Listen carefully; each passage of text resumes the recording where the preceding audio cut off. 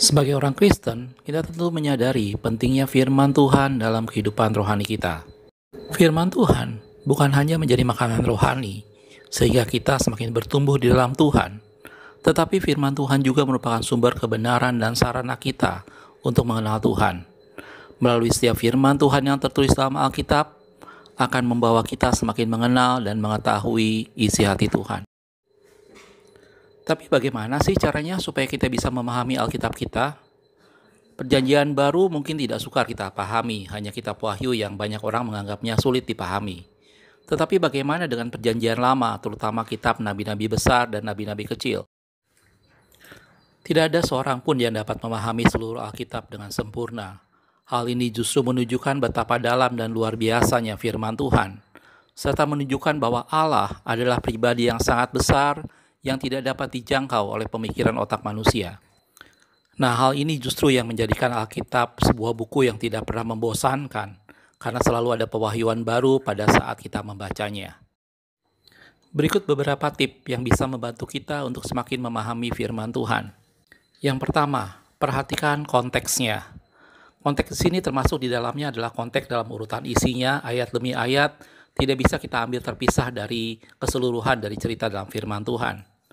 Gitu ya. Konteks di sini juga menyangkut konteks sejarah. Jadi kita perlu memperhatikan kapan waktu penulisannya, di mana lokasinya, dan pada waktu itu ditulis untuk siapa dan pada kondisi seperti apa peradaban orang pada zaman itu. Dengan memperhatikan konteks, kita tidak akan sembarangan menafsirkan firman Tuhan.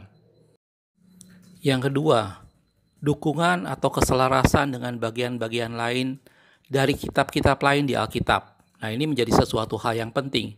Selain nomor satu tadi kita memperhatikan konteks, yang kedua kita juga perlu memperhatikan keselarasannya dengan bagian-bagian dalam kitab lain di Alkitab.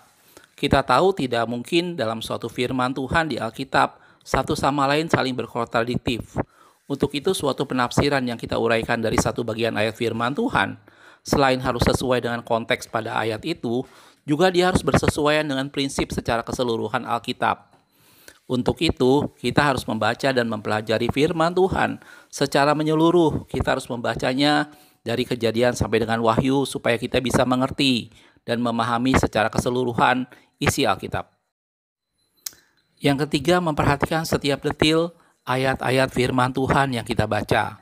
Tentunya sebelum kita menafsirkannya, selain kita memperhatikan konteks dan dukungan dengan ayat lain, kita juga perlu memperhatikan setiap detil kata per kata dari ayat firman Tuhan yang kita mau tafsirkan atau yang kita mau pahami.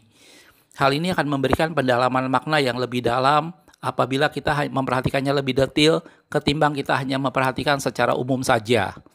Hal yang kedua bisa kita lakukan adalah dengan salah satu cara kita memperhatikan kata-kata aslinya. Ini bisa kita pelajari dari bahasa Gerika atau dari bahasa Ibraninya. Hal ini akan membantu kita semakin memahami makna dan secara detil dari setiap ayat dan kata-kata yang kita baca.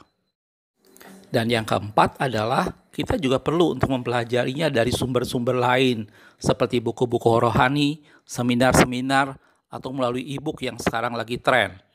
Pembelajaran terhadap firman Tuhan menjadi sesuatu di mana kita percaya bahwa ada orang-orang lain yang sudah Tuhan percayakan terlebih dahulu sehingga mereka bisa memahami firman Tuhan. Dan tidak ada salahnya apabila kita ikut mempelajari melalui hamba-hamba Tuhan yang lebih dahulu Tuhan percayakan.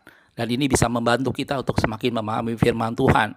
Pelajari dan baca buku-buku rohani, ikuti seminar-seminar, pemahaman Alkitab yang membuat semakin wawasan kita menjadi semakin luas dan semakin kita memahami firman Tuhan.